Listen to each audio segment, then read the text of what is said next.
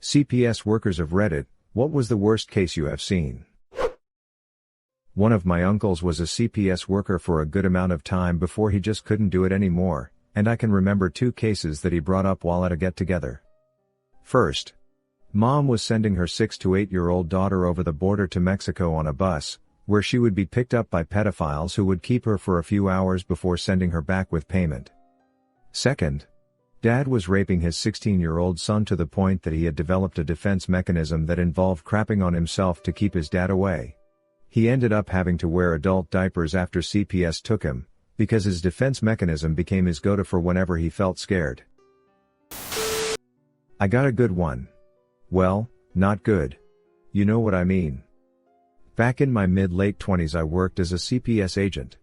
Specifically, I was the type to be sent to scope out living areas to see if it was suitable for the child.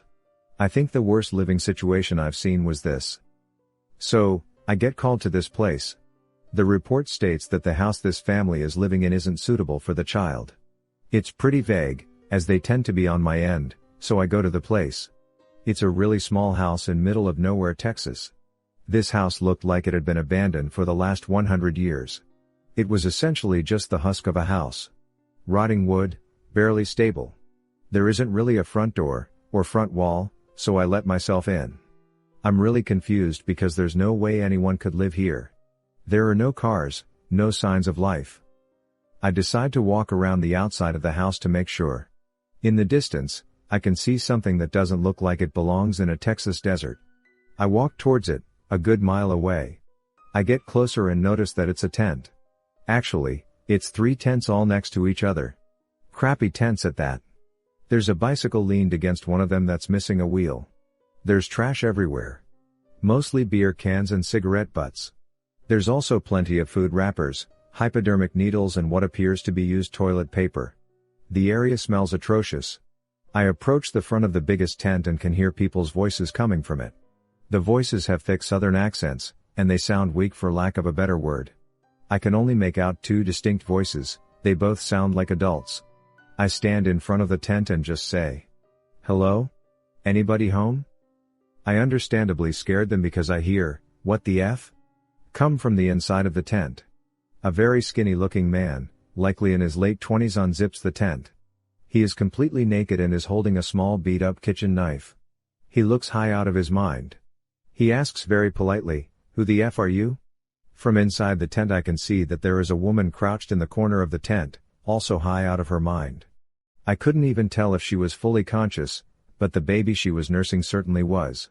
I said, "Hello, my name is Agent, name, and I work with, City, Youth Protection Services. I've been called here about a poor living situation regarding children. Sir, do you have any children here with you?" I'm extremely scared at this point. I'm in the middle of the desert and the only item of self-defense I have is a taser. I try to keep my composure though. He lowers his knife and steps out of the tent. Still completely naked. He said, "F man, thought you were here with the government, here to take my kids and guns away. I'll give you a tour of the place if you want." I'm dumbfounded at this point, but I follow him as he walks over to unzip one of the other tents. Inside I see 2 children. One is unresponsive, laying face down in the corner of the tent, looks to be around 5 to 6 years old. The other one looks to be around 8 to 9, and is laying in the other corner playing with a tape Walkman without a tape or headphones in it. These were obsolete even back when this happened. I asked him if it was okay to ask his kids a few questions. He said, "They don't talk much but sure." I poke my head into the tent and ask the kid playing with the Walkman and ask, "Hey, what's your name?" He doesn't answer. I ask his assumed father if it's alright if I tap him on the shoulder to get his attention. He said sure, so I did. The kid looked at me with a blank expression on his face. I can immediately tell that this kid has severe developmental problems. I ask, "Hey friend, what's your name?" He doesn't respond. I then tap the other kid who's laying face down on a blanket. He turned over and his face was completely covered in bruises. Looked like he straight up went through a fight club. I asked him what his name was. He said Devin. I asked him where all of the bruises came from. He looked at his dad, then went back to going face down into the blanket and started sobbing. I couldn't get his attention anymore. I stood up from the tent and looked at the father. I asked him what was in the other tent. We started walking over to it. As we did, I noticed this horrible smell coming from it. He unzipped it and I saw a girl, couldn't have been older than 4. There is a corner of the tent that is lower than the rest of it. It is full of urine. Like, to ground level, just full of urine. She's in the corner of the tent playing with some dolls. I stand up, tell the man that I'll be right back, just have to grab something from my car. I return to my car and call the local police.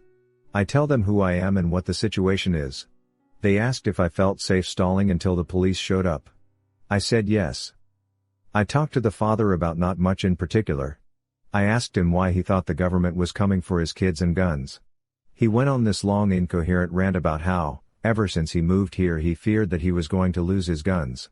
I asked him where he kept the guns. He said he kept them under the floorboards in the rotting house. Around this time, the police showed up. 3 patrol cars full of cops drove out to the tents. The man didn't even turn around or notice until one of the officers told us to put our hands up and drop to our knees. They get processed, the kids get put in foster care. As it turns out, the couple were biological siblings, and heavy meth/heroin/crack users. I didn't work in CPS, but I did work closely with CPS. I worked for a non-profit emergency shelter, for children who had been abandoned, neglected or abused. Mind you, I worked at this shelter 10+ years ago, so the details are a bit fuzzy. I get a call one night, work graveyard, about 2 male sibling group coming in. They had been found and picked up at Motel Drive. The oldest is 11 and the other is 9. I start reading their case file and there's a long abuse/neglect history. After being with us a few days, the 11-year-old is showing increased signs of PTSD, hypervigilance, paranoid, aggressive. He ends up pulling a knife on another one of the kids in the shelter because they came up from behind and grabbed him. Apparently, the mom, who was a heroin user, was prostituting the 11-year-old out to John so she could get money/heroin. He would stay awake all night in the motel while she was out of it on heroin, to make sure none of the Johns came back to hurt her or his younger brother. By the time the kid turned 12, he had been expelled from 3 different elementary schools and was banned from that particular school district. Eventually, mom lost custody and the last I heard is they were placed in foster care. Not CPS, but I worked in partnership with them. In all of these cases, CPS workers were on my side and their leadership was against them. They had far too many cases to be safe. I witnessed a physical assault on a child. It was incredibly violent, and the parent could have broken the child's neck while I was watching and moving towards them. I dialed 911 and stepped between them. I was later reprimanded for putting myself at risk. If the parent was willing to do that in front of me, what were they doing when no one could see? The state did not move them into foster care because they were too old and the oldest kid could watch out for the younger. I had an 11-year-old threaten suicide and refused to safety contract. We called crisis intervention. They did not come out because if she didn't safety contract, there wasn't a bed within 8 hours or so that could take her. And if they came out, they were responsible for her. I stayed with the client for, I think, about 14 hours. I had a biofather return to the home after prison time for raping his daughter. They had the girls follow extensive safety procedures instead of telling the parents he couldn't return. There was likely a return to the sexual abuse. The state did not want to initiate a removal because she was old enough to learn to protect herself. I had a client with birth defects because he and his mother were the product of incest. The grandfather raped his much younger sister, the mom was the result, he raped her and my client was the result. He was following the pattern of sexually aggressive behavior and kept being returned from the facility where he was being treated. Right back to the family where he was being abused. It was absurd. As a side topic, if you're struggling with drug addiction and think you're still a good parent, you aren't. That's your addiction fooling you. Get your kids into therapy and let them live elsewhere until you get yourself clean. My case was slightly different from what many would think can be the worst. I had a report about an incorrigible child. Pretty normal stuff. Parents tried everything but they cannot control their child and are worried about the safety of the other children. This particular case was slightly different. The child and her 2 siblings were adopted by their grandparents. The grandparents stated that the one child, let's say her name was Ellen, was threatening to hurt her sibling and actually went as far to chase him around with a knife. Ellen was a 12-year-old at the time of this report. After further investigation and services with the family, I learned the full reason for the original adoption. When Ellen was younger, about 6, with her mother, she was being sexually abused by the mother's boyfriend. When Ellen's mother found out about the abuse, she murdered the boyfriend in front of Ellen and had Ellen help her clean up the mess. Now comes the grandparents, unable to figure out why Ellen is troubled now. After talking to Ellen more, she was angry at her younger sibling for being normal, as he was also present for the murder but too young to remember. As I last keep up with the family, the grandparent and siblings left Ellen behind and moved to another state. Ellen is currently living with a foster family and is doing much better. The one that hit me the hardest was before I actually started going out on my own and was shadowing the after-hours team. We got a call from a different state worker about a family who had moved to our state and we needed to follow up. The family had 6 kids, and the barely 12-year-old girl in the family was a registered sex offender. At 12. It was heartbreaking. It was a blended family, and the mom, who was the bio parent of the girl, believed that the girl had been exposed to porn and sex by her bio dad. Anyway, one night, one of the kids said, "Girl's name, touched my penis." The parents, shocked, talked to each kid individually where they all disclosed that she had touched them. Not knowing how to handle it, they called CPS in their state for help. CPS came out, called the cops, and for reasons that weren't clear to me, the child was placed on the registry by a judge. In my experience, usually they try inpatient and other therapies before going that route, but apparently that state and judge did things differently. So, when the family moved to our state, we had to go out to make sure the family was following adequate guidelines.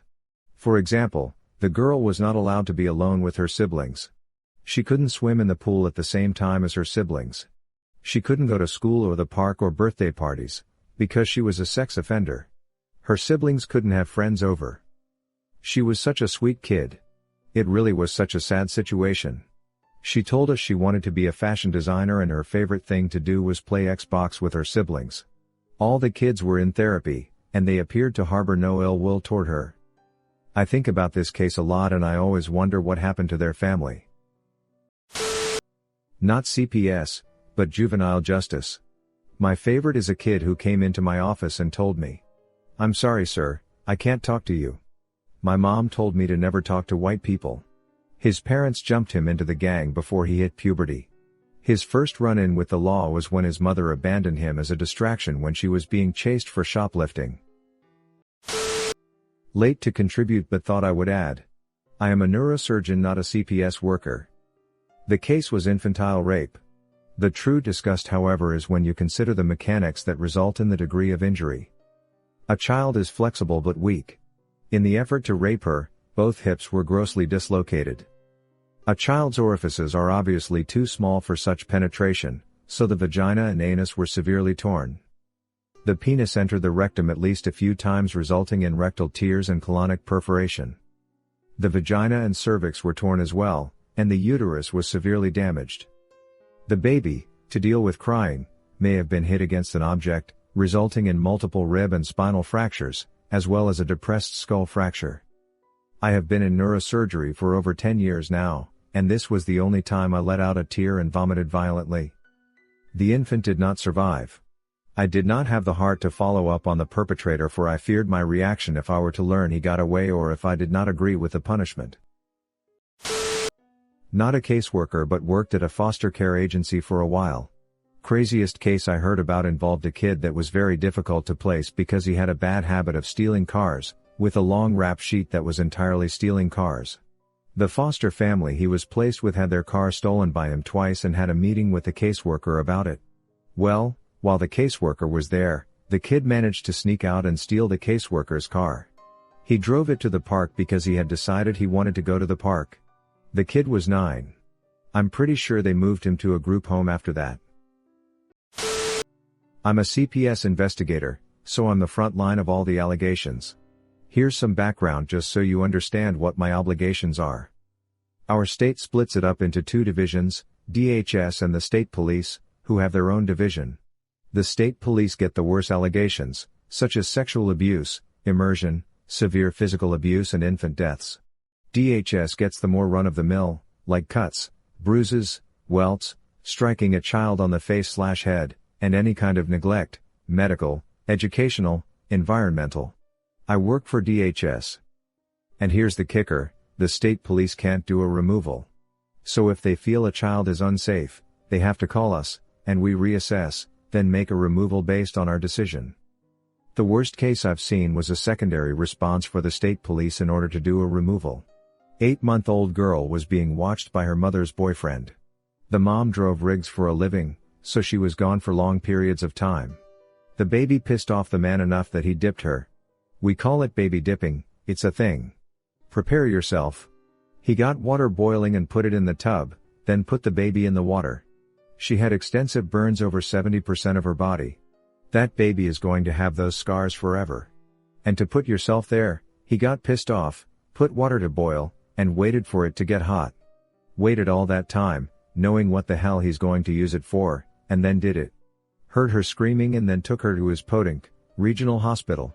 She had to be transported to the State Children's Hospital. Then someone else had to call her mother and tell her what her boyfriend did to her daughter. And the worst part is, you get used to all that. Not a CPS worker but worked for a psych office contracted by CPS to interview/test children and parents under investigation. Interviewed a mother accused of burning her 11-year-old across the face with an iron.